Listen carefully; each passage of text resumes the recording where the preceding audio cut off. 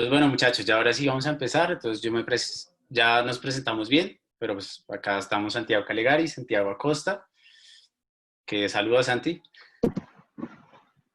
Hola a todos. y Jorge Ríos. Hola, ¿cómo están todos? ¿Cómo les ha ido, muchachos? Bueno, entonces este es más o menos lo que vamos a hacer en esta horita. Queremos que nos rinda mucho y queremos que sea muy útil. Hacemos una pequeña bienvenida, luego nos presentamos un poco los tres. Ahí sí evaluamos las preguntas más comunes que nos mandaron, el link de asistencia y de Study Partners, que ya les vamos a comentar un poco más, y despedida y datos de contacto en caso de que nos quieran escribir.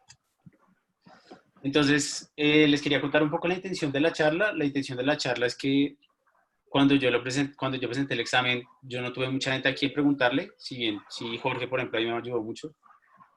Esta es una charla como de gente que le ha ido bien y que tiene perspectivas distintas y que le ha ido bien, sea por suerte, sea por sus estudios, por la razón que sea, y que creo que puede compartir cosas que obviamente a todos no les va a servir todo, pero a algunos sí les va a servir cosas. Entonces, esa es la intención principal de la charla, que cojan lo que les sirvió a mí, o a Jorge, o a Santi, y los apliquen para su preparación como tal. Motivarlos a reflexionar en el sentido de que a veces uno se queda simplemente haciendo resúmenes o simplemente leyendo y deja muy por fuera varios métodos de estudio que se usan para el STEP que son muy útiles, y resaltar sus fortalezas, es decir, que ustedes aprendan cómo, cómo utilizar para lo que son buenos, aplicarlos sus métodos de estudio y que no cometan nuestros errores que hayamos cometido en la preparación. Entonces ya casi nos vamos a presentar individualmente, entonces yo creo que inicia Santi. Ok. Creo que alguien tiene la cámara, la audio. No sé quién será. Creo que ya. Bueno, yo soy Santiago Acosta. Tengo 24 años. Estudié medicina en la Universidad del Rosario.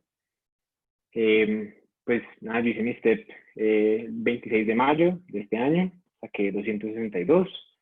Tengo también un canal que llevo haciendo con un compañero durante ya creo que año y medio, donde comenzamos a revisar temas y desde que pues, yo hice el STEP ahora estoy compartiendo pues mi experiencia y mis consejos con los que yo alcanzo a como pasar mi palabra y ya, básicamente me encanta la medicina interna, quiero pasar eventualmente a algún programa allá en Estados Unidos, ese es como mi sueño. Creo que ya la gran mayoría de pronto conocen el canal o tienen alguna experiencia, entonces, nada, cuentan conmigo para lo que sea, para lo que necesiten.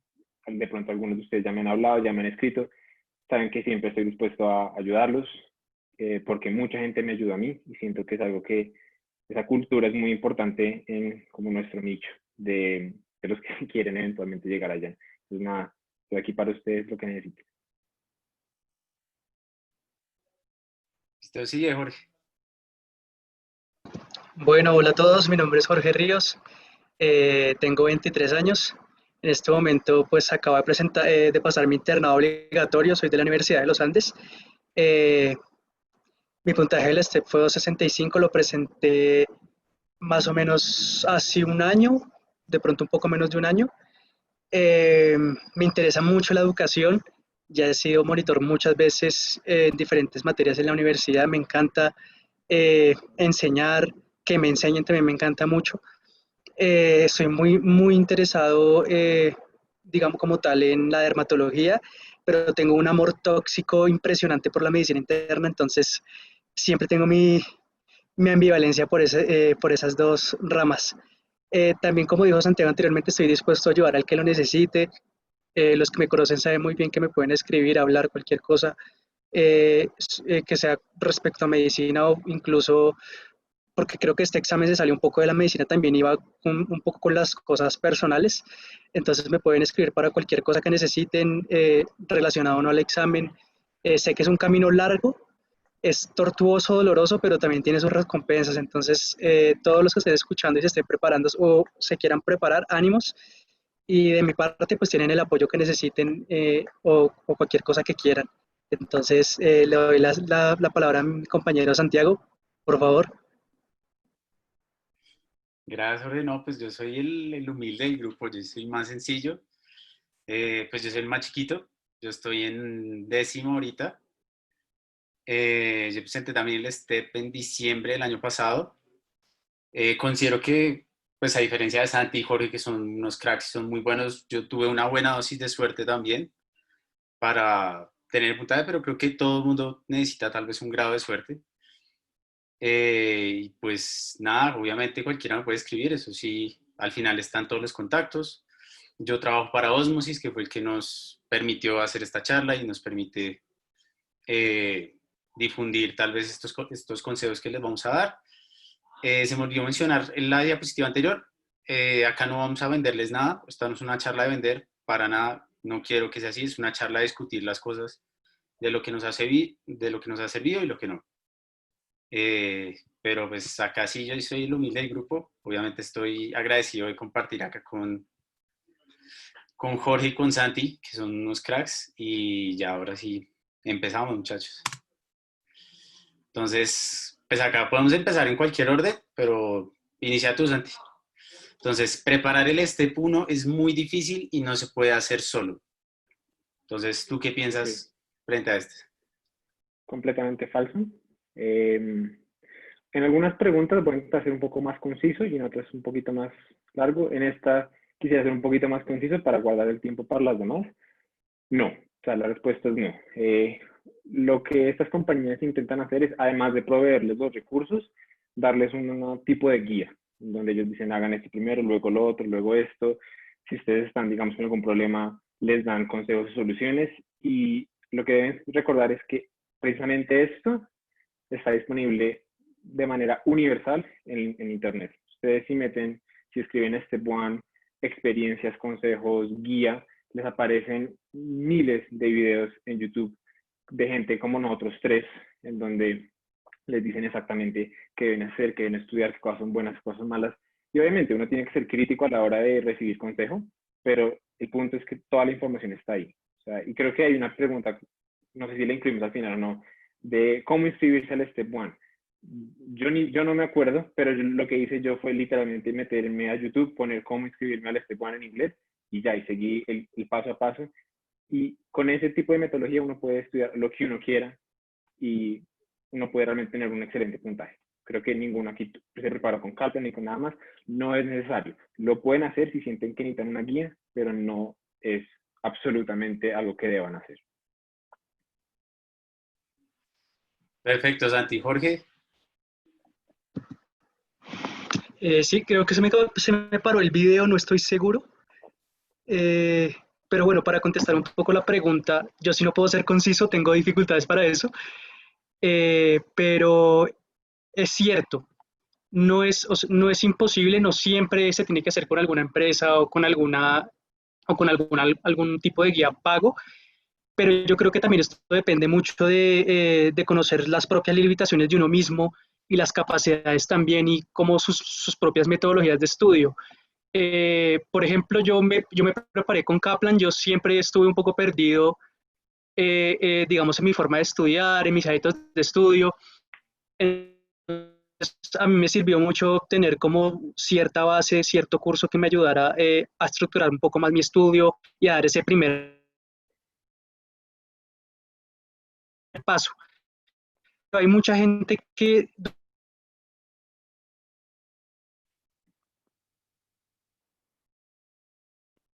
Creo que lo perdimos.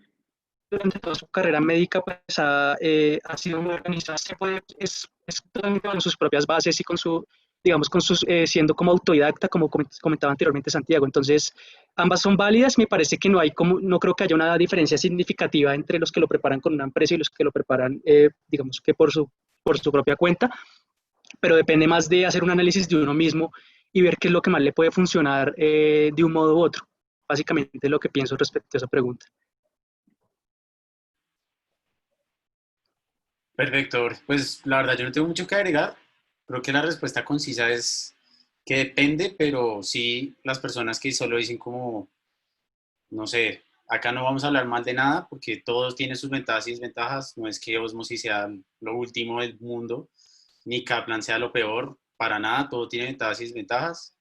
Pero es muy de lo que dice Jorge, la conclusión se me hace que es de conocerse a sí mismo Pero sí que lo que uno escoja, lo escoja uno muy consciente, es decir, si uno escoge prepararlo con Kaplan, que uno tenga muy claro las razones por las que los hizo y que no sea porque todo el mundo me dijo que era muy difícil hacerlo solo.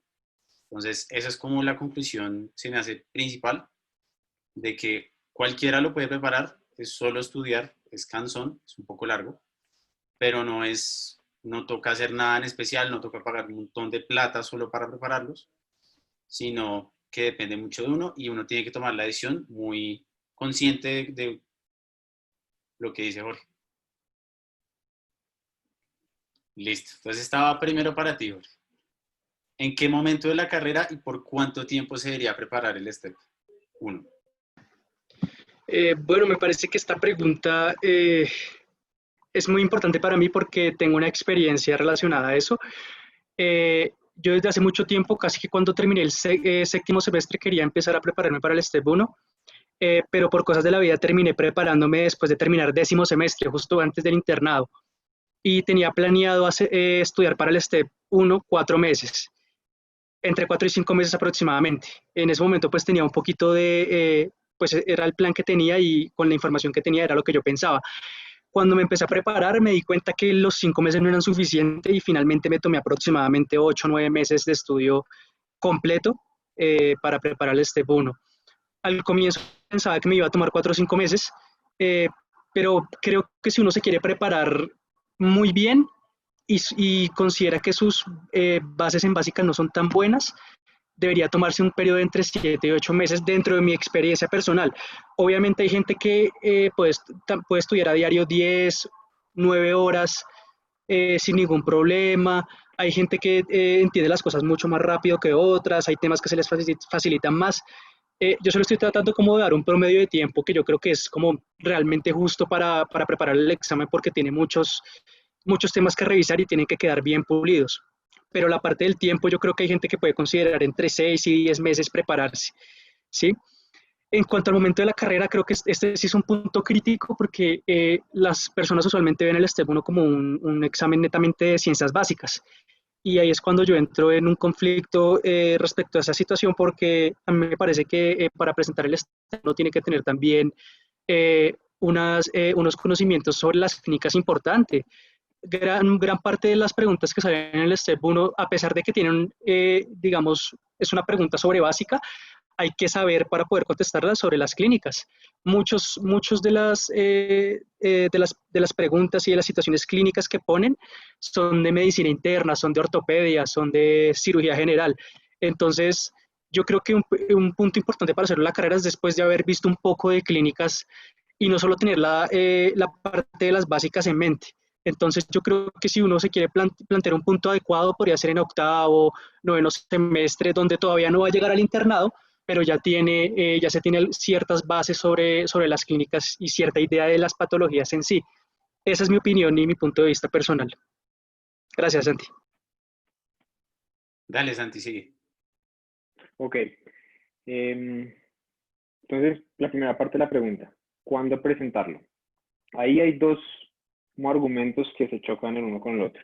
El primero es, voy a examinar primero el que ya Jorge elaboró, que estoy completamente de acuerdo a propósito, y es, hay gente que, lo primero que uno le dicen es, si uno quiere hacer el Step 1, dado que es un examen de básicas, hacerlo lo más cercano a sus básicas que puede. De ahí que muchas personas, por ejemplo, en mi universidad, aplazan séptimo semestre para presentar el Step 1. El problema con ese argumento es dos cosas. Lo primero, tener fresco es un término relativo, porque si uno mira cómo están estructuradas la gran mayoría de los currículos en medicina, uno ve bioquímica un semestre, máximo dos, la gran mayoría, y los ve en primer y segundo semestre. Entonces, a la hora de uno presentar el examen, habrán pasado 2 a 3 años desde que uno vio bioquímica, por ejemplo. Entonces, decir que lo tengo fresco es como estirar un poco. Lo que uno tiene fresco es lo que revisó los 3 meses pasados. Realmente tener 2 años entre lo que uno revisó y otro va a hacer que uno lo tenga que revisar casi que exactamente igual a si hubieran pasado 3 o 4. Entonces, creo que ese argumento se cae de su propio peso en ese punto. Y lo otro es que estoy completamente de acuerdo en lo que dijo Jorge, y es que aunque es un examen de básicas, no es solo un examen de básicas, es un examen de básicas y clínicas. Entonces, ciertamente, la pregunta que eventualmente le hacen es cómo funciona este medicamento, cuál es el mecanismo de acción de esto, cuál es la molécula que está alterada en esto. Pero no se lo preguntan como así, como este es el diagnóstico, cuál es la molécula. Uno le preguntan, le ponen un caso clínico, que uno no sabe el diagnóstico, uno no sabe el tratamiento, y uno le dice, le vamos a dar un medicamento, cuál es su mecanismo de acción o qué enfermedad afecta el mismo target de este medicamento. Entonces uno tiene que hacer esas conexiones y hacerlas es mucho más fácil cuando uno tiene más cancha en clínica.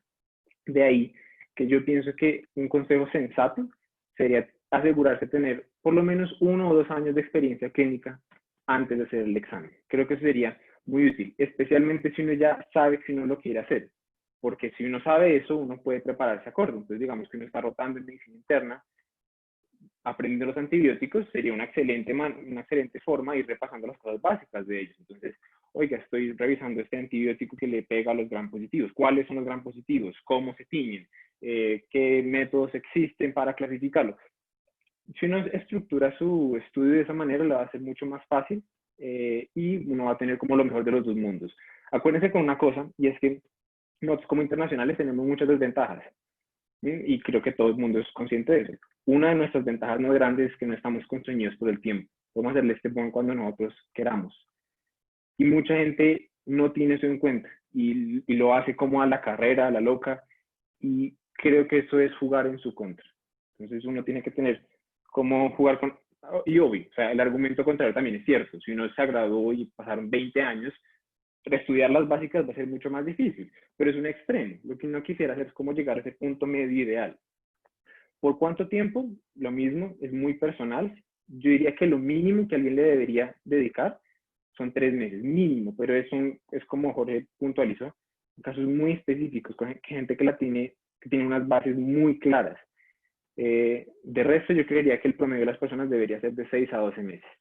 La gran mayoría rotando por ahí 9, más o menos. Es como lo mínimo que yo creería, para la gran mayoría, pero bueno, esa es mi opinión. Perfecto, Santi. Curiosamente acá, por ejemplo, yo pienso tal vez un poco distinto. Creo que obviamente es muy útil tener algo de experiencia clínica y obviamente lo que dice Santi es muy cierto, pues después de un punto uno simplemente no se acuerda y pues no cambia mucho más allá. O sea, si uno no se acuerda a los 6 meses, pues a los 2 años, pues igual uno no se acuerda. No es que uno no se acuerde menos porque ya uno no sabía. Entonces, en eso estoy de acuerdo, pero yo sí creo que no creo que haya una diferencia tan drástica entre empezar a ver tantas materias de clínica. Por ejemplo, yo creo que, por ejemplo, yo vi cirugía y anestesia antes, no creo que me haya aportado mucho más de lo que antes yo sabía para el Step 1. Si bien es chévere, pues tal vez tener algo más claro de cómo suceden las cosas, no creo que sea fundamental haber visto ese tipo de materias. Tal vez sí, por ejemplo, medicina interna, que fue lo primero que nosotros vemos. Tal vez ese sí podría pensarlo, pero el resto de materias, ortopedia, por ejemplo, personalmente a mí no me cambió mucho porque no vimos mucha anatomía ni nada, que era lo que más preguntaba. Entonces, yo creo que le daría un poco menos de peso a eso. Realmente creo que uno debería dictar el momento más por cosas tal vez un poco más allá de la carrera. Por ejemplo, el Step 1 es muy útil usarlo y si uno está rotando, realmente uno ve que uno sabe cosas y eso es chévere. O sea, durante la rotación, aplicar lo que uno aprendió, lo que uno ha estudiado y tal vez como empezar a construir encima de esas bases también es muy útil y eso termina siendo aún más útil pues más adelante ya como médico. Ya uno tiene unas bases muy buenas por haber preparado juiciosamente el examen y ya uno empieza a construir sobre eso que tal vez en la universidad sin querer uno deja pasar muchos temas que terminan siendo importantes. ¿Y por cuánto tiempo? También estoy de acuerdo con Jorge y con Santi, creo que varía mucho. Pues yo lo preparé 5 meses, creo que no hubiera podido prepararlo un mes más porque ya estaba fundido y creo que un mes antes también hubiera sido muy encima. Entonces yo creo que uno se va conociendo y uno sabe más o menos en qué punto. Pues la idea tampoco es tener un número muy rígido, porque si uno se funde faltando 3 meses, pues no hay nada que hacer. Entonces creo que es importante tener también algo de flexibilidad, tanto para extenderse, principalmente para extenderse, pero también para cortarse. Por ejemplo, si uno presenta un simulacro que uno sabe que es bastante predictor y saca la nota que uno espera, uno podría empezar a reevaluar lo que está pasando, su preparación desde ese punto. Entonces yo creo que es muy variable lo que dice Jorge, es importante lo de las clínicas, tener algo de experiencia clínica sí creo que es muy importante y no salir de una desde básicas, creo que eso sí es una estrellada muy difícil. Y irse evaluando poco a poco. Uno al final es el que va a dictar ese tiempo, pero sí tener un buen espacio o un buen plan para extenderlo si es necesario, que es lo que dijo Santi, también lo que nos mencionó Jorge. Entonces, la siguiente es ¿qué recursos usar? ¿Cómo debería usarlos? ¿UWorld al azar o por temas? Entonces, yo creo que acá el más experto sí es Santi, que Santi ha hecho videos y videos y videos de esto. Entonces, acá sí empieza tú. Pues en realidad estas son las preguntas que voy a intentar ser más conciso, porque precisamente ya tengo grabados como unos 4 videos que pues, voy a liberar en estas semanas, en donde hablo de eso, pero el mensaje general es, creo que cuando uno discute esto, uno se lleva la impresión de que los recursos son más diferentes de lo que son parecidos. Y no creo que sea apropiado pensarlos así.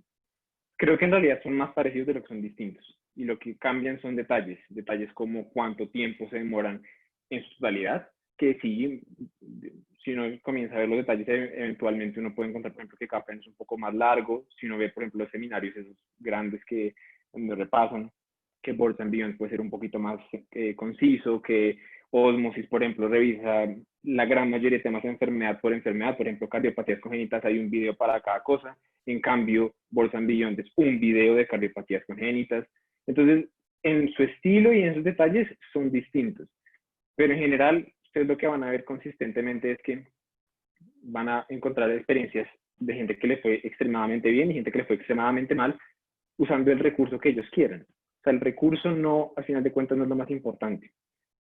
Elijan el que más les guste, elijan aquel que más se acople a su forma de estudiar, que más los motive a seguir estudiando, que los motive a seguir consistentes. Yo, por ejemplo, utilicé Boards and Beyond, me encantó, pero realmente sí, no sé, no los hubiera podido conseguir por alguna razón y me hubieran pasado los videos de Kaplan o los hubiera conseguido por una promoción o algo así, me hubiera preparado con ellos y no creo que hubiera hecho tanta diferencia. O sea, creo que son detalles lo que hubiera cambiado, pequeños puntos, no una gran cosa. Y en cuanto a UWorld al azar o por temas, hay un video en el canal que se llama algo así como cómo mejorar tu puntaje. Dura 50 minutos y al puro final discuto esa parte, si les interesa, pero el resumen es, depende. Por temas permite construir más bases, porque están revisando temas frecuentemente, entonces ustedes ven, les aparece una enfermedad, al tanto tiempo, muy cortamente, les aparece otra vez la misma enfermedad, entonces ustedes son capaces de juzgar si lo que ustedes sabían era lo apropiado que tenían que saber para responder adecuadamente a la pregunta o no. Al azar lo que les permite es tener una repetición espaciada más adecuada, entonces todo el tiempo están revisando endocrino, cardio, neumo, entonces la probabilidad de que se les olviden estos temas es menor porque cada uno está teniendo una revisión más frecuente, pero la respuesta completa está en el canal. Y yo creo que dale, Jorge. Gracias, Santi. Bueno, respecto a esta pregunta, estoy altamente de acuerdo con Santiago y la razón es que la gran mayoría de recursos que existen para prepararse, pues tienen la información que debería estar para literalmente prepararse para el examen. O sea, todos van a tener información acerca de infarto agudo al miocardio, de fármacos, de fisiología, y la gran mayoría tiene una información, digamos, muy parecida que se presenta en diferentes formas. Realmente la diferencia es la forma en la que se presenta la información, porque la información es muy parecida, es universal. Entonces, yo estoy muy de acuerdo en que se utilicen los recursos que más se adapten a la forma en que estudia uno, porque es que usualmente uno escucha mensajes como no, UWorld hay que repetirlo 3 veces, First Aid hay que leerlo 4 veces, en los videos de Kaplan hay que verlos así, en los videos de Osmosis hay que verlos así, las preguntas tales hay que hacerlas así. Entonces, pues yo respeto esa opinión de la gente porque pues seguramente esa fue la forma en la que estudió y que le fue bien, pero yo creo que eso depende, otra vez, conociéndose a uno mismo cuáles son los métodos que le funcionan. Si uno aprende mucho de los videos, pues tratar de no utilizar tanto libros, sino utilizar más videos y aprender más de los videos porque es la forma en la que uno aprende. Si uno se le quedan mal las cosas con los libros, utilizar los libros como First Aid, ¿sí? Entonces yo creo que no hay como una ciencia exacta de que hay que utilizar esto tantas veces, hay que leer esto tanto, que hay recursos que son bastante buenos, por supuesto, y que hay recursos que tienen una información que se presenta de una manera más concisa que otra, claro. Pero en esa parte de los recursos sí no tengo como una predilección. Eh, lo único que sí yo creo que hay que tener muy en cuenta es como si uno no tiene tan claras las bases, sí es importante antes de empezar a hacer las preguntas fuertes de UWord, eh, pues intentar un poco revisar los temas a profundidad y aprenderlos un poco mejor antes de empezar a hacer preguntas, porque digamos que como tal se pueden desperdiciar las preguntas y es posible que no se termine aprendiendo mucho de las preguntas como se debería, porque digamos que en este caso UWord muchas veces se utiliza como el recurso para afinar los conocimientos, para refinar los detalles más importantes. Entonces yo sí creo que es importante antes de empezar la preparación, empezar con lo más básico, con lo más general y de ahí para adelante empezar con las cosas más puntuales del examen e ir afinando cositas de poco, digamos, en pasos pequeños, ¿sí? Eh, no quiero alargarme tanto con eso, pero esa es puntualmente mi opinión en esa parte. En cuanto al U-Word, cuando se hace al azar versus por temas, lo que decía Santiago es cierto. En mi opinión, yo siempre trato de hacer preguntas al azar y esto lo hago por dos razones. La primera es que en el examen, pues siempre va a ser al azar, ¿no? O sea, en el examen a ustedes les puede salir una pregunta de anatomía y la siguiente de fisio y la siguiente de bioestadística. Entonces, de una vez ustedes van ajustando como su cerebro a saber que tienen que pasar de un tema a otro, ¿sí? Y lo segundo es que y se relaciona con lo primero que dije, y es que hay que ganar un poco como de rapidez mental, como haciendo el switch en los temas que uno tiene en la cabeza. Entonces, si uno pasa de una pregunta de anato, pues tener la capacidad de ver la siguiente y ya concentrarse en fármaco o concentrarse en el siguiente tema. Entonces, eh, yo puntualmente no he intentado nunca las preguntas hacerlas por temas, entonces no tengo mucha experiencia, pero sí, como siempre las hice al azar, siento que ayuda mucho como a tener versatilidad en cuanto a responder preguntas. Y la versatilidad me parece como un detalle y una característica necesaria para presentar el examen y tener un buen puntaje. Ahora quiero dar la palabra a Santiago Calegari, por favor. Gracias.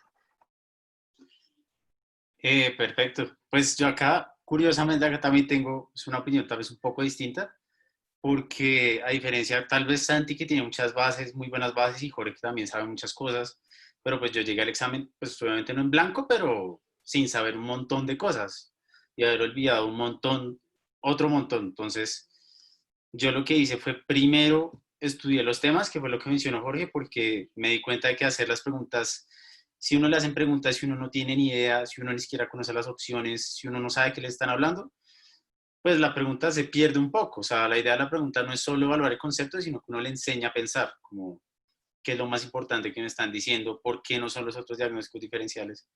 Pero si yo solo sé, si yo no sé absolutamente nada del tema, pues no aprovecho al 100% la pregunta. Entonces, eso para mí era importante. Entonces, yo organicé los recursos como líneas de tratamiento. Entonces, mi primer recurso, mi primera línea era First Aid durante los primeros meses y luego pues fue UWorld, así como siempre. Y los organizaba dependiendo de si entendía el tema fácil o no, porque al final esto es muy de eficacia. Entonces, si entendía el tema fácil, pues me quedaba con el First Aid o con UWorld y ya. Si me costaba, entonces iba a mis de segunda línea, que eran ya los de Boards and Beyond o los de Osmosis, y los repasaba y así con todo. Personalmente yo utilizo mucho las flashcards y a mí me sirve mucho. Pues yo las hago en Osmosis, pero Osmosis tiene lo mismo que en Anki, que es lo de Space Repetition, lo de repetición espaciada.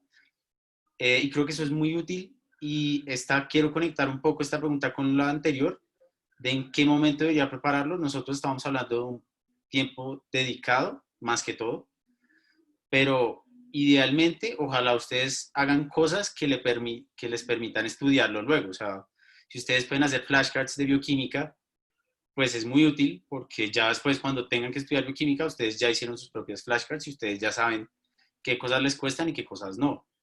Entonces, para uniendo la pregunta anterior y esta, ¿en qué momento prepararlo? Apenas puedan, usen recursos o usen cosas que luego usen, no sea como el resumen de 15 páginas que nadie más va a volver a leer en su vida, sino tal vez flashcards que ustedes puedan releerlas, que a ustedes les pueda servir y que de ahí puedan usar conocimientos para que cada vez les quede más sencillo, para que lo que dijo Jorge, lleguen con una idea muy buena, en vez de que lleguen como yo a ser corchados repetitivamente con preguntas que uno no tiene ni idea.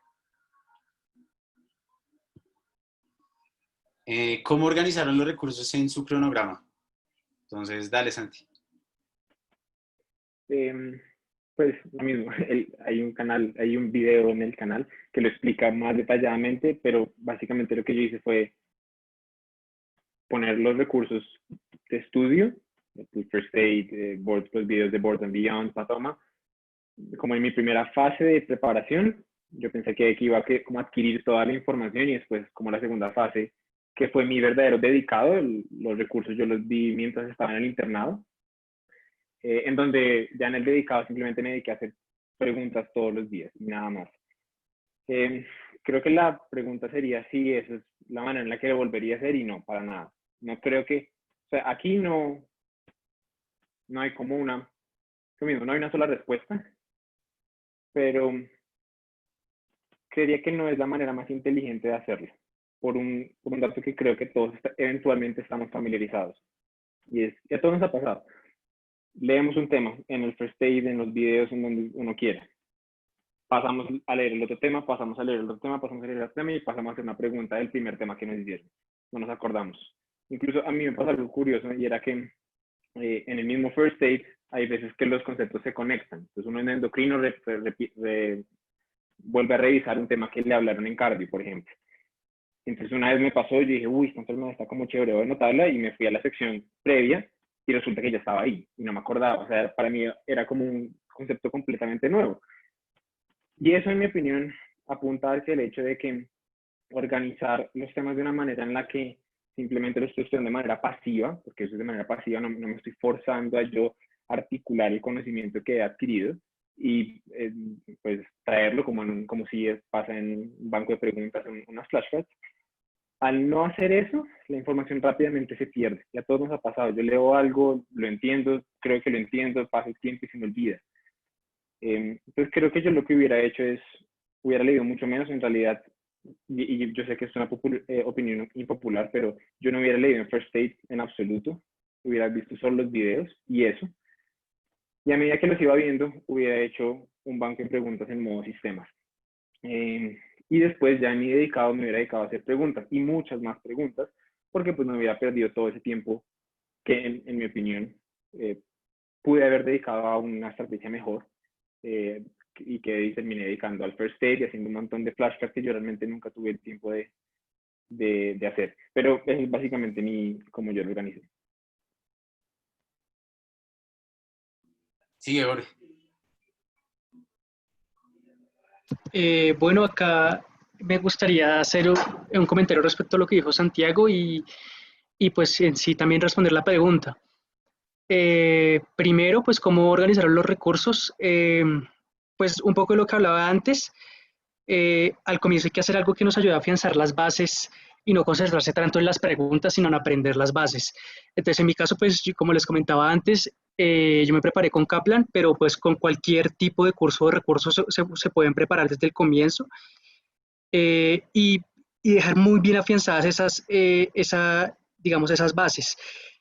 Pues lo que pueden hacer es al comienzo, a medida que van, así como comentó Santiago ahorita, a medida que van revisando las bases, ir haciendo algunas preguntas, pero que no sea el U-Board, sino otro tipo de banco de preguntas que los ayude a ir afianzando esas bases a medida que hacen también los videos o las lecturas, digamos ya sea el tipo de información que les funcione más. Y lo que yo sí creo que es importante es dejar el U-Board al final, como les comentaba antes, para, digamos, refinar los detalles como más específicos del examen. En mi caso, pues yo después de haber preparado Kaplan, estuve trabajando un poquito en el banco de preguntas de ambos, que me pareció bastante bueno. Me dediqué más o menos 20-25 días solo a hacer preguntas de ambos. Hice más o menos 1.200, 1.500 preguntas. Y a lo que quiero llegar con esto es que hacer preguntas es muy importante. Yo creo que es la base, es la parte más importante del examen. O sea, cada cosa para prepararse tiene su lugar, pero las preguntas son lo más importante. Y la cosa de las preguntas es que en el momento que ustedes van a presentar el examen, cuando ya están ahí en el centro de presentación y todo, finalmente las preguntas que les van a salir van a ser cosas al azar. O sea, el hecho de que ustedes estudien cardiopatía congénita no quiere decir que obligatoriamente les va a hacer una pregunta de cardiopatía congénita. Entonces, lo que se gana al hacer muchas preguntas es que nos ayuda a reconocer más patrones, nos ayuda a reconocer diferentes tipos de preguntas que nos pueden salir. Entonces, cuando uno ha hecho más o menos 4.000, 4.500 preguntas, hay, va a pasar a veces que ustedes van a ver otras preguntas digamos, haciendo el U-Word o incluso cuando estén en el examen, que van a reconocer inmediatamente, ¿sí? Que va a ser mucho más fácil responder esas preguntas porque ya las conocen, porque ya saben más o menos cuál es la respuesta a la que quieren llegar, porque es que finalmente no solo es un examen de conocimiento, sino también en sí es una prueba. Y no solo hay que prepararlos para responder preguntas y para tener conocimiento, sino también para en sí eh, responder una prueba que tiene ciertos parámetros, ¿sí? Y que en cierta medida es algo desconocido, porque ustedes no saben exactamente cómo van a ser las preguntas ese día. Entonces, esa es la mejor forma de prepararse, teniendo buenas bases y haciendo muchas preguntas, la mayor cantidad de preguntas que puedan ustedes. eh, y eso sí lo saco por fuera, hacer muchas preguntas es muy importante. Eh, Básicamente eso es lo que les quería decir. Ah, bueno, perdón, y se me olvidó un detalle que no quiero dejar pasar, muy importante, perdón, me extiendo un poquito, y es que hacer asociaciones es muy importante también. ¿Qué significa esto? Cada vez que ustedes hagan una pregunta, si por ejemplo habla de, no sé, disección aórtica, inmediatamente ustedes traten de recordar en su mente, yo sé, o sea, ese tema es disección aórtica, ok. Eh, Inmediatamente en su cerebro busquen todo lo que se relaciona a disección aórtica. Entonces, no sé, piensan en Marfan, piensen en hipertensión arterial.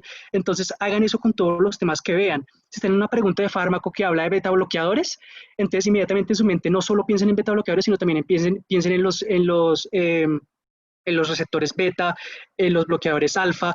O sea, hagan muchas conexiones en su cerebro. Y eso también tiene que ver con lo de la repetición. Cada vez que ustedes recuerden y asocien, están estudiando ese tema de nuevo. No solo dedíquense a leer la pregunta, sino ver cómo otros temas entran dentro de la pregunta o dentro de otros temas, como les comentaba lo de la disección aórtica y síndrome de Marfan, y así hagan con todos los temas la mayor cantidad que puedan, y van a ver cómo haciendo conexiones van a empezar a recordar más y digamos, van a empezar a responder las preguntas de una forma más eficaz. Perdón por extenderme un poco. Ahora sí le doy la palabra a Santiago Calegari. Pues acá la verdad no tengo mucho que agregar, la verdad, entre Santi y Jorge dieron casi todo, yo creo. Solo sí resaltaría el hecho de que no es, si bien obviamente lo más importante es hacer preguntas, a mí no me servía mandarme como loco a hacer preguntas, sino siempre importante hacer las preguntas después de que uno tiene alguna idea de qué está viendo al frente. No, no es solo responder por responder porque me dijeron que si respondo 10.000 preguntas saco tal puntaje, porque uno puede responder las preguntas que sea y si uno no las revisa y si uno no aprende de ellas, pues simplemente va a repetir el mismo error cuando salga exactamente la misma pregunta. Entonces, nada, yo simplemente creo que le agregaría eso. Importante tal vez los días de descanso. Eso, usualmente acá siempre hablamos como de los recursos y de qué usar, pero es importante también conocerse a uno en el sentido de que ya uno diga como, o este día estoy fundido, no más, no se puede hacer nada, o después de ciertos días voy a tomarme algunos descansos, porque uno se funde, es inevitable, a cualquiera le pasa esto, y como en nuestro caso esto es una preparación muy tediosa, muy larga, entonces es importante también tener en cuenta eso para, para que no solo sea estudiar, porque termina siendo muy, muy pesado emocionalmente. La siguiente, entonces inicia tú, Jorge. ¿Cómo saber cuándo estar listo para tomar el examen y qué puntaje necesito? Bueno, respecto a esta pregunta, gracias Santi. Eh, bueno, de una vez, no sé, esto es también algo de opinión personal, pero creo que uno nunca se siente preparado para presentarlo. O sea, uno siempre va a tener la duda, ¿cómo será que sí? ¿Será que no? Siento que este tema todavía lo tengo crudo, siento que todavía no tengo todos los conocimientos, que podría aprender más. Entonces, yo creo que esa sensación de que uno no está listo es algo que siempre o sea, por lo menos en mi caso, siempre estuvo ahí como eh, al rojo vivo, porque hay tantas cosas que estudiar y tantas cosas que saber y preguntas tan diferentes que yo creo que uno nunca dice estoy listo 100%. pero hay cosas que uno sí puede controlar, o sea, lo anterior es un factor completamente variable, no se puede controlar, pero hay ciertas cosas que sí se pueden controlar para sentirse uno más seguro y más tranquilo a la hora de presentarlo. ¿Qué cosas son esas? Pues un poco tener en cuenta la constancia es algo supremamente importante. Cuando, por ejemplo, ustedes estén presentando el banco de preguntas y ven que ustedes empiezan a sacar un porcentaje constante de aciertos, eso habla un poco de que están cerca, digamos que pues están en una constante y que lo más probable es que su puntaje o la cantidad de preguntas que tengan bien va a ser muy parecida a lo que están sacando en ese banco de preguntas, si lo están haciendo en aleatorio. Entonces eso habla de constancia, de que ustedes ya tienen cierto nivel de conocimiento y de preparación que les va a permitir tener como un buen rendimiento a la hora de presentar el examen. Ese es el primer punto. El segundo punto es desde el comienzo, y mi recomendación es que desde el comienzo ustedes tengan claro cuál es el puntaje al que quieren llegar. Siempre piensen en ese puntaje al que quieren llegar. Si ustedes quieren sacar 250, entonces siempre piensen en ese 250. Siempre tengan como objetivo su puntaje y lo que quieren lograr, su residencia o su puntaje en sí, pero siempre ténganlo en mente, siempre trabajen pensando en eso, o sea, nunca pierdan el rumbo y siempre, siempre todos los días cuando se levanten, así estén cansados, mamados y digan, estoy mamado de esta vaina, piensen en ese puntaje que quieren lograr, piensen en lo que están haciendo, piensen en lo que ya han logrado, en todo lo que han trabajado y nunca olviden ese puntaje, siempre ténganlo en mente como un eje para llegar hasta ese punto cada vez que trabajen. Entonces, básicamente es esto, esa es mi opinión, esto es muy variable, hay determinantes que no se pueden saber, pero la constancia y tener como ser muy constante y ver que el puntaje y la cantidad de aciertos en las preguntas es constante, da mucha tranquilidad, a pesar de que uno se pueda sentir que no está preparado, que es completamente normal, es un sentimiento que yo creo que muchos de nosotros sentimos y siempre va a ser así, a pesar de que fijemos el día en que lo vamos a presentar y que hayamos aprendido mucho. Entonces, esa es mi opinión. Gracias, Santi. Dale, sigue, Santi. Bueno, yo voy a comenzar con la segunda parte de la pregunta.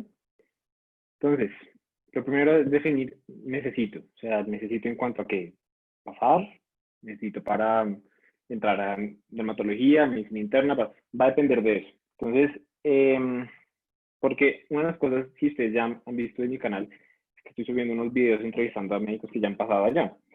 Y una de las cosas que uno debería darse cuenta es que está todo el espectro. O sea, está desde gente que sacó 270 hasta gente que perdió el primer step y aún así terminó eventualmente entrando a residencia y no en cualquier hueco. Entonces, a final de cuentas, ese necesito es más qué puntaje me va a facilitar las cosas. Creo que es la mejor manera de entenderlo. Entonces, creo que la mejor manera de resolver esta pregunta a través de estadísticas. ¿Con qué puntaje ustedes no les van a decir que no, pues mirando solo el Step 1, ¿no? ¿Con qué puntaje no les van a decir nunca que no en ningún programa de ninguna residencia de ninguna parte de Estados Unidos? 260. ¿Sí? De manera estadística, no hay nadie que, pues, dado las demás cosas, ¿no? Que tengan pues, el puntaje del Step 2 en orden, la experiencia clínica y todo lo demás, un 260 siempre los va a poner ahí en la puerta. ¿Listo? Lo mismo, no les va a garantizar todo, pero por lo menos eso no va a ser un obstáculo. Yo diría que más de 250, más del 80% de los programas van a darles una bienvenida muy grata. Y de ahí para abajo, 240 es un puntaje muy bueno. O sea, yo creería que es 50-50%, la estadística es más o menos así, porque pues, es más o menos el promedio.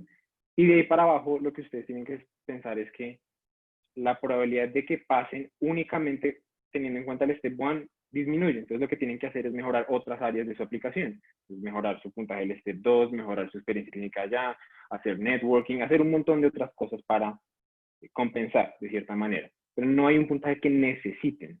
Pues lo que sí creo que deberían como tener es una meta, algo como decir como que yo con este puntaje estaría feliz, como si yo me saco esto, estaría muy contento. Y de ahí en adelante apuntar a las nubes. O sea, yo sabía del examen que yo quería sacar lo que más pudiera sacar. Y yo dije, sería como un sueño si puedo sacar más de 260. Pero realmente con 250 estaría muy feliz. Y esa era como más o menos mi idea. Y como si me sale 150, bien, como que me siento bien con mi esfuerzo, 260, ideal. ¿Y cuándo saber? Aquí es una pregunta de probabilidades. Lo que dijo Jorge es correcto. Uno nunca se siente listo. Uno nunca siente que la tiene, o sea, uno nunca dice, no, esto yo ya la tengo todas, o ya me las sé todas, uno nunca está en esa posición. Dicho eso, lo que uno tiene que responder es qué tan seguro quiero estar de que más o menos me va a ir como quiero que me vaya.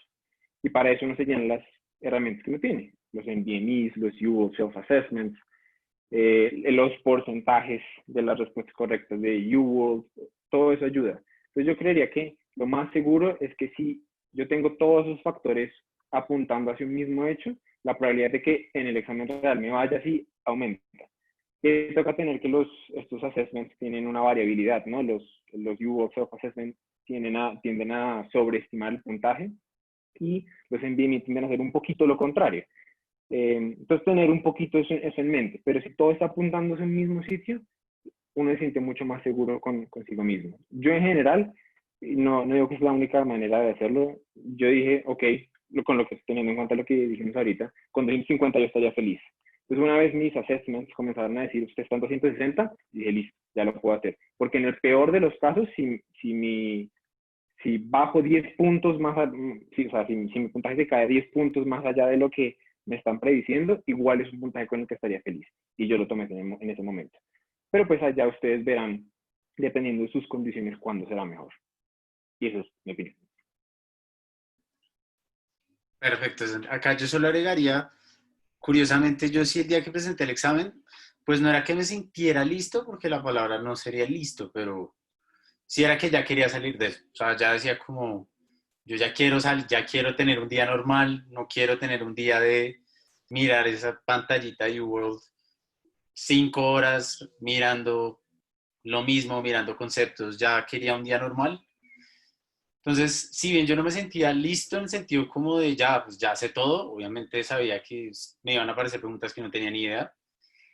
Sí estaba listo en el sentido de que no podía estudiar un mes más sin fundirme y ya quería salir de eso, ya tenía ganas de hacerlo como tal. Entonces, creo que el resto sí lo dijo Santi, que cuando sentirse listo, yo creo que en resumen sí es más o menos cuando uno tenga los puntajes que uno quiere en lo que haya planeado. Y tal vez sí algo que yo abstraía un poco más allá del puntaje, porque, pues no sé, tal vez Santi y Jorge sí lo pensaban mucho así, pero yo lo que más me motivaba no era tanto sacar un buen puntaje, pues obviamente, ¿quién no quiere sacar un buen puntaje?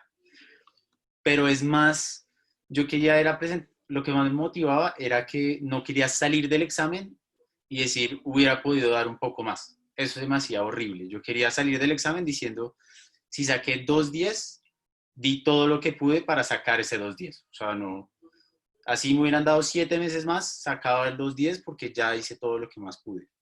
Entonces, yo le añadiría eso, como cuando uno sentirse listo, además de los puntajes, cuando uno ya realmente uno dice como, más para uno, más siendo honesto con uno, dice, ya ahorita es cuando puedo dar lo mejor de mí, lo voy a presentar. Acá no estamos un poco cortos de tiempo, entonces vamos a ir un poco más rápido. Entonces, obviamente en especial para Jorge, que se ha echado 5 minutos en cada pregunta solo.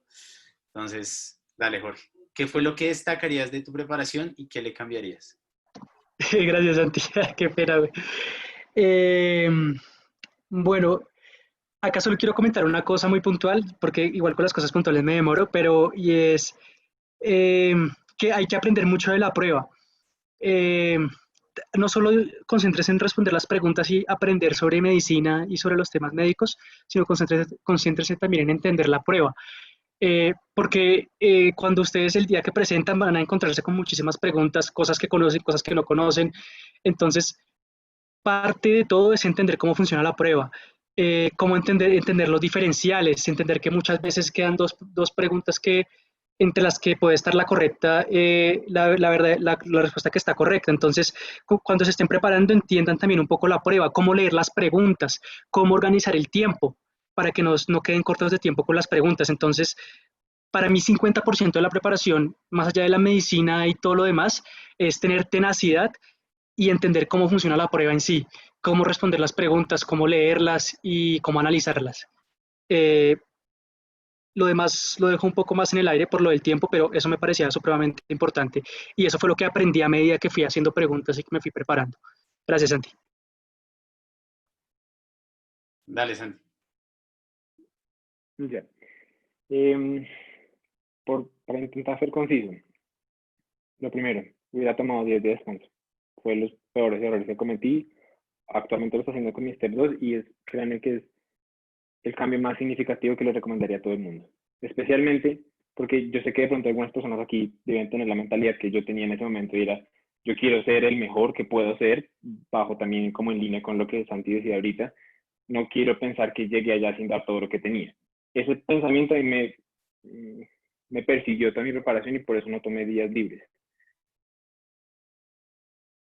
No lo tengan, porque lo que tienen que tener en cuenta es que lo más importante no es el número de horas totales que duran estudiando en un día.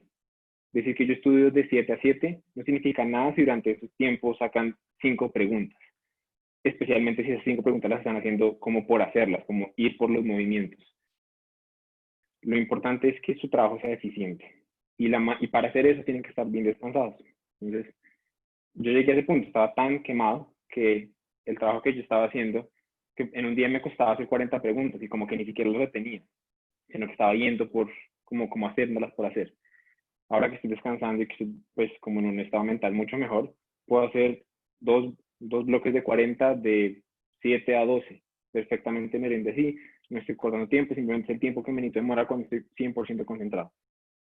Y créanme que eso hace la preparación mucho más amena. Eso es lo primero. Segundo, no hubiera leído el First Aid, por la que ya expliqué en el video del canal, pues explico un poquito más. No hubiera hecho tantos flashcards, porque igual ni siquiera las alcancé a revisar todas. No hubiera releído mis apuntes, no hubiera hecho apuntes en general ni siquiera, y hubiera utilizado todo ese tiempo que dediqué a esas 3 cosas para hacer más preguntas desde el inicio.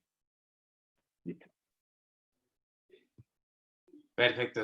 Yo creo, lo que yo destacaría de la mía, curiosamente, sería lo que Santi cambiaría de la suya. Yo creo que yo sí me tomaba unos buenos días de descanso, decía, este fin de semana no quiero hacer nada, porque ya, o sea, ya uno también se conoce y uno dice como, pues ya alcancé mi límite y ya, y pues esos días no estudiaba o estudiaba menos, o como sea lo que fuera necesario para sentirme ya más tranquilo.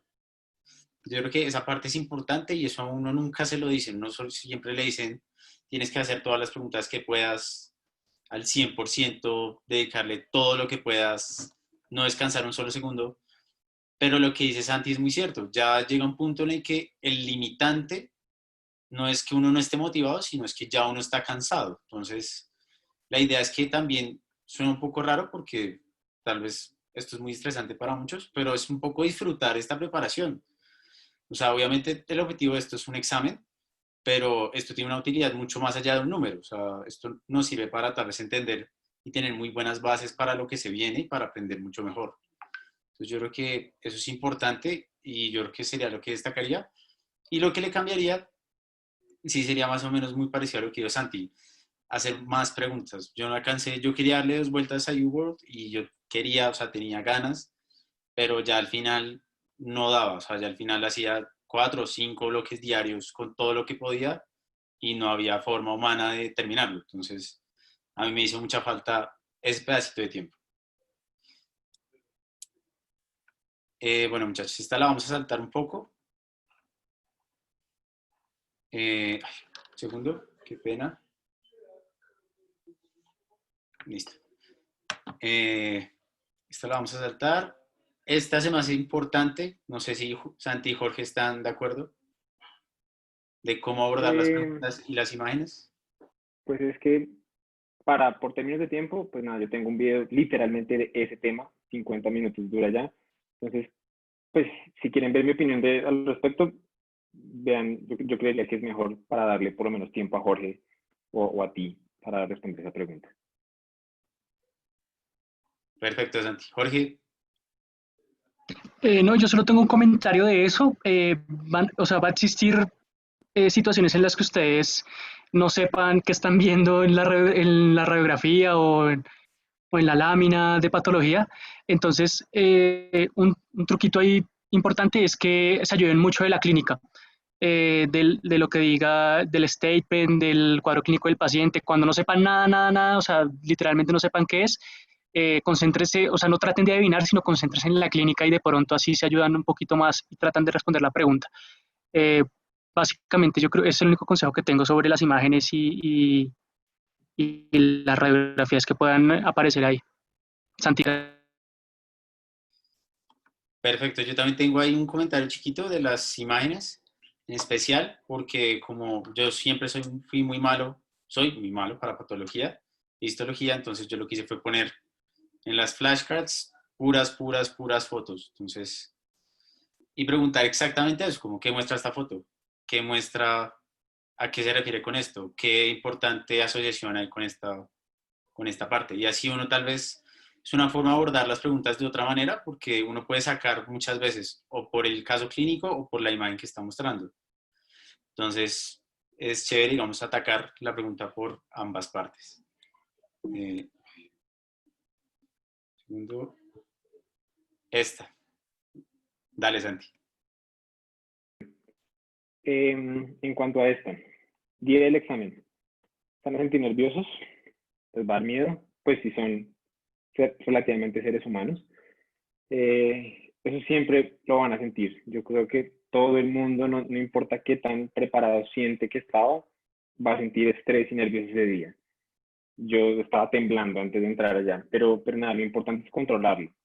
Yo quiero puntualizar dos cosas de esto. El día anterior, descansen. O sea, van a necesitar lo mismo, esa concentración. Si ustedes el día anterior hacen como un simulacro de 280 preguntas, lo único que van a hacer es quemarse. Entonces descansen, vean una película, no salgan, no vayan de fiesta ni nada, sino tranquilitos, duerman temprano, duerman lo que alcancen a dormir, porque yo sé que no tienen insomnio ese día. Y mi mayor consejo durante el día del examen es tengan en cuenta que su objetivo es maximizar la probabilidad de que cada pregunta sea correcta. Cada pregunta importa. O sea, aquí es el día en el que cada pregunta importa. Entonces, perfectamente la diferencia entre un 240 y un 260 pueden ser que 15 preguntas, lo cual ustedes no responden que en 20 minutos. 20 minutos de estar no 100%, bueno, de no estar 100% concentrado, pueden bajarle su puntaje de 10 puntos fácilmente. Entonces, bajo esa razón, y yo sé que no todo el mundo va a estar de acuerdo, pues lo mismo, cada consejo que damos no es como para que lo sigan, no es la Biblia, es como lo que nosotros pensamos. Pero en mi opinión, uno debería maximizar su concentración a lo largo del examen. Entonces, lo que yo hice fue un bloque, salía, comía algo chiquito, tomaba algo chiquito, me lavaba la cara, estiraba un poquito y volvía a entrar. O sea, intentaba que cada bloque como que yo estuviera fresco para hacerlo. Pienso que la peor manera de abordar ese día, en mi opinión, es hacer 4 bloques seguidos o 3 bloques seguidos o los bloques en general bloques seguidos, después pausar por 1 hora y tomar y almorzar. Creo que esa es la manera. Uno, pues biológicamente, porque todos lo hemos sentido, no me acuerdo cómo se llama ese fenómeno, pero bueno, en el que ustedes se sienten como pesados y desconcentrados después de comer. Entonces, claramente no quieren estar en ese estado. Y creo que la mejor manera es hacerlo así. Yo realmente no me sentí cansado al final. Uno, acabé mucho más rápido haciéndolo así. Dos, como que me sentía en un juego, como que constantemente estaba haciéndolo y al final no me costó. Entonces creo que eso, y si es parecido a los Q-Banks, más o menos.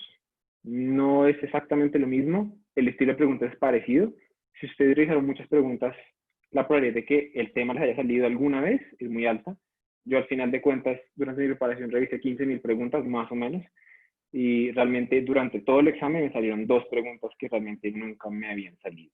2 de 240, ¿no? ¿Es que son? Entonces, contenido parecido.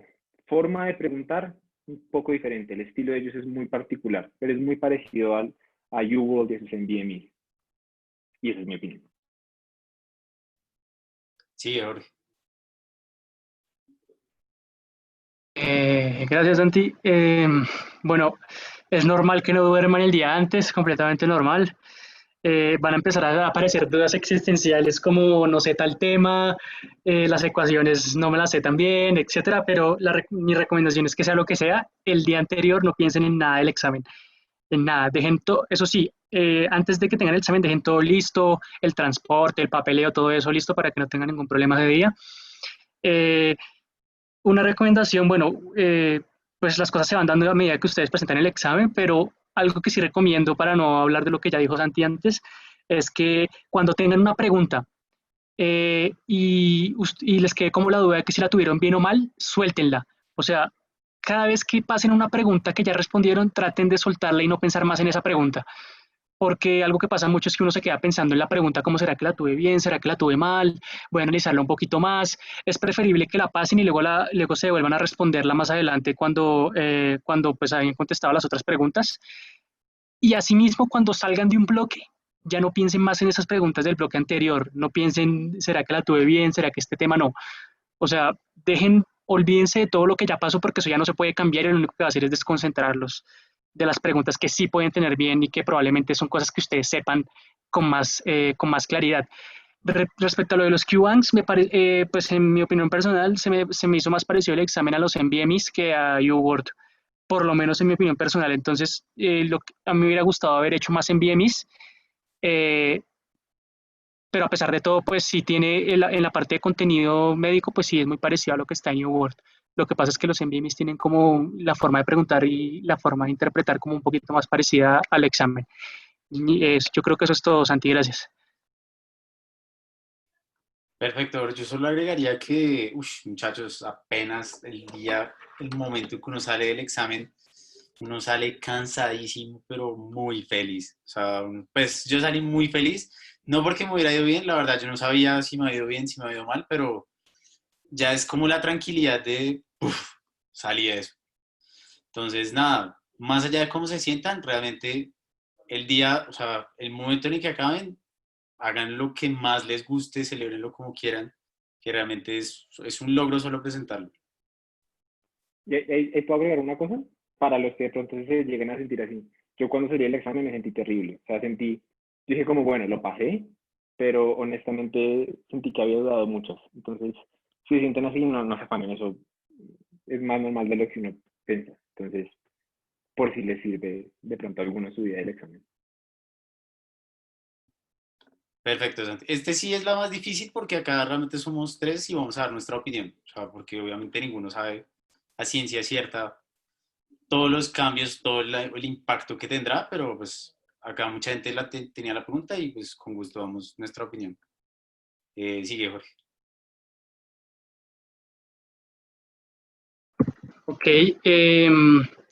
sí, yo creo que, bueno, están diciendo que nos afectará probablemente de forma negativa por la parte de que otros factores van a tener mucho más peso ahora, como por ejemplo la parte de investigación y de experiencia clínica en Estados Unidos.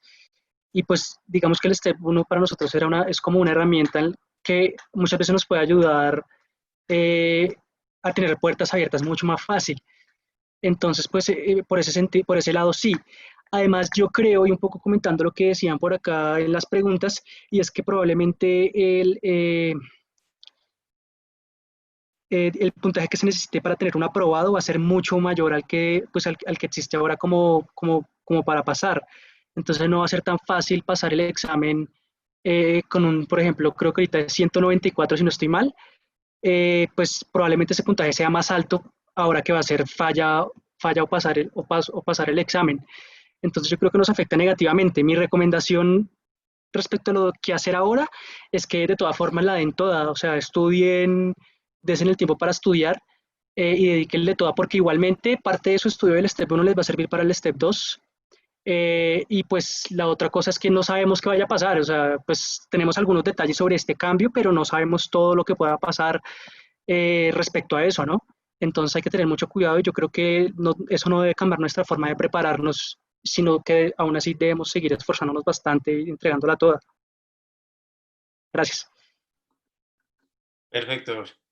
Eh, Dale, sigue, Santi. Listo. Em, bueno, yo creo que cuando uno les pone esas preguntas, la forma más práctica es ponerse en los zapatos de un director de programa de allá. A ellos les llegan un promedio, dependiendo del programa, de 1000 a 5000 aplicaciones. Si ustedes deciden revisar cada aplicación de manera somera, 10 minutos, eso les tomaría aproximadamente de 3 a 6 meses, como 12 horas al día, una cosa así. Entonces es algo que no es práctico, es algo que realmente nadie va a hacer sin importar cuántos steps quiten el puntaje. O sea, ellos necesitan una manera de filtrar las aplicaciones, simplemente porque no es humanamente posible revisar tantas. Entonces lo que hacían antes y lo que van a hacer hasta el 2022 ellos cogen el Step 1, era como su filtro de elección de la gran mayoría de programas, y decían, listo, vamos a ver cuántas personas están por encima de 140. Y eso bajaba un montón la cantidad de aplicantes, 1000, por ejemplo. Si ellos tienen la oportunidad de ver cada una de esas 1000, las miraban. Si no, miraban más cosas. Algunos programas, y esto pues conocimiento público, decían, listo, IMGs, tampoco, para afuera.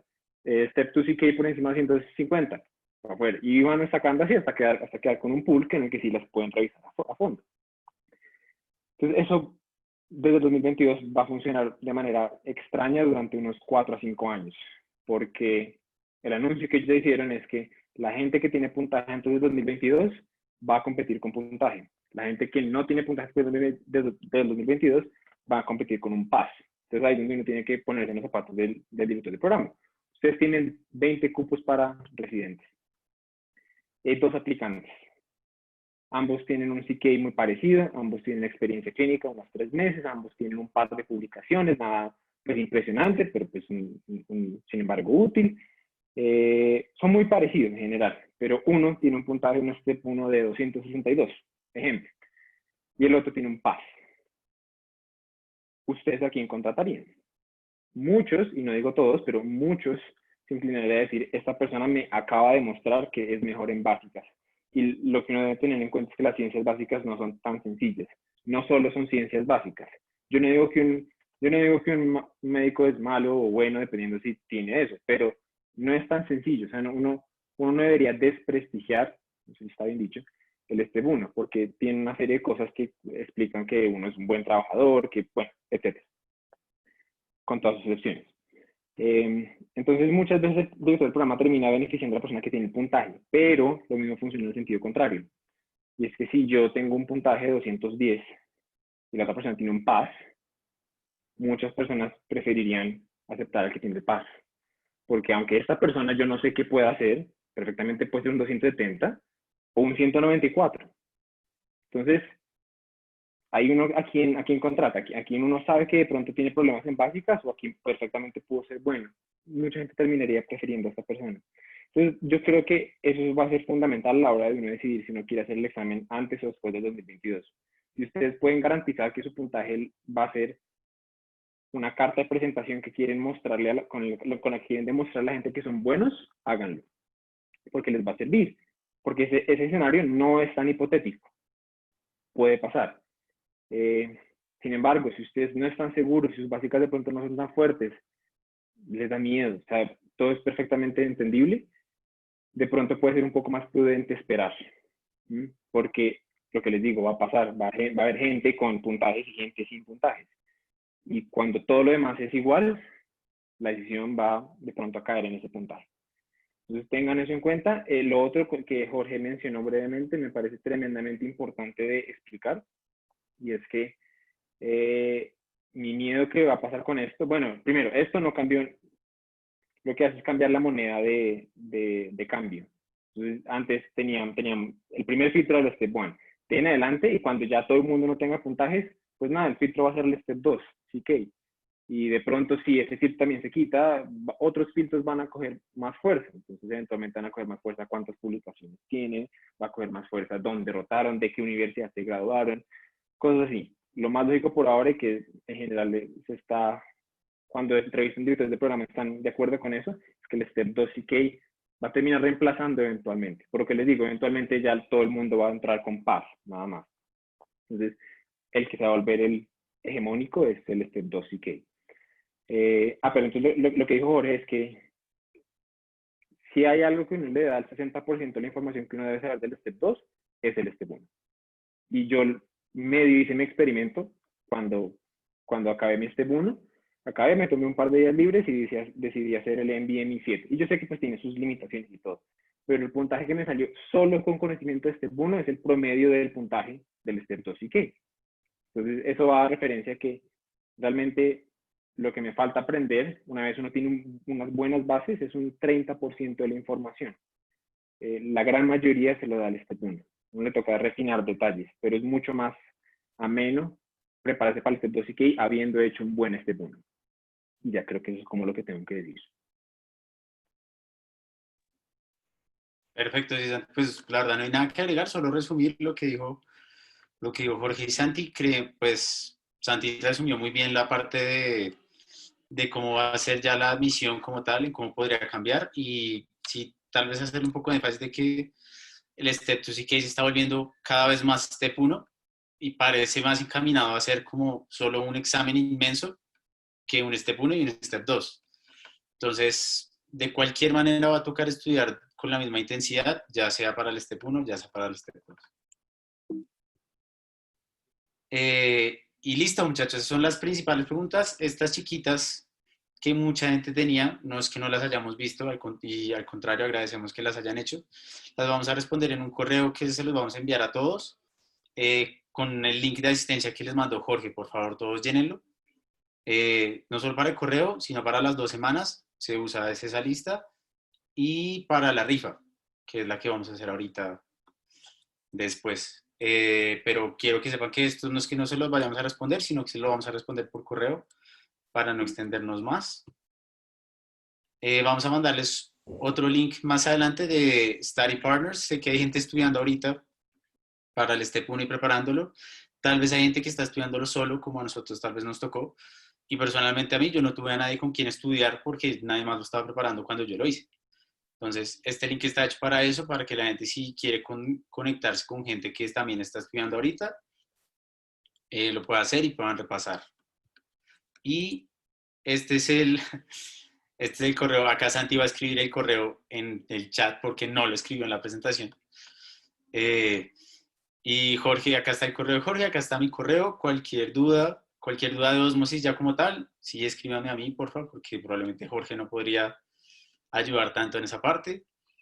Y ya cualquier duda, si ustedes vieron que se sienten muy relacionados como con los consejos de Santi, con los consejos de Jorge, con los consejos míos, me pueden escribir y preguntar un poco más. Y ya, dime, Santi. A mí, o sea, puedo poner mi correo, pero realmente es que yo nunca miro el correo. Entonces, escríbanme a Instagram, es santiago.acosta.quiroga, creo que solo eso, santiago.acosta.quiroga, y yo ahí miro regularmente y les puedo contestar con más calma. Santi, ahí pusieron también para que pongas el nombre de tu canal, el de YouTube. Ah, el canal es Tutorías Medicina Interna. Literal, ponen eso en YouTube y el primero que les sale. Listo, muchachos. Bueno, ahí voy a hacer la rifa rápido para ya